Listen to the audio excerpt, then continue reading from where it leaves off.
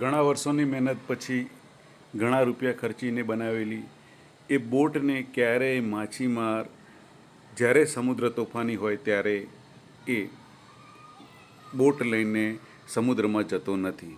કદાચ ગયેલો હોય અને તોફાન આવ્યું હોય તો શક્ય એટલી ઝડપે એને સેફટી સાથે કિનારે લઈ આવે છે. બસ આ જ સિદ્ધાંત એ શેરબજારનો મુખ્ય સિદ્ધાંત છે. જેમ આપણે સૌથી મહેનતથી બનાવેલી જે બોટ છે એને સમુદ્રમાં નથી ઉતારતા, તોફાની સમુદ્રમાં નથી ઉતારતા, એવી જ રીતે વોલેટાઇલ માર્કેટમાં ક્યારે પણ પોતાની મહામૂલી કિંમતી મૂડી ઉતારવી ન જોઈએ. એ તમારી બોટ છે, એ રેગ્યુલર તમને કમાઈ આપવા માટે એનું એક સાધન છે.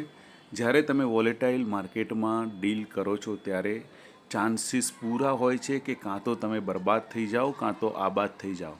એ રિસલમાં જુગાર છે, એ જુગારને ક્યારેય ખેલવું જોઈએ નહીં. વોલેટાઇલ માર્કેટ એટલે માર્કેટથી આઉટ. આ જ સિદ્ધાંત એક સારા સેફ ઇન્વેસ્ટરે જાળવી રાખવો જોઈએ. અશ્વિન સાના, જય શ્રી કૃષ્ણ.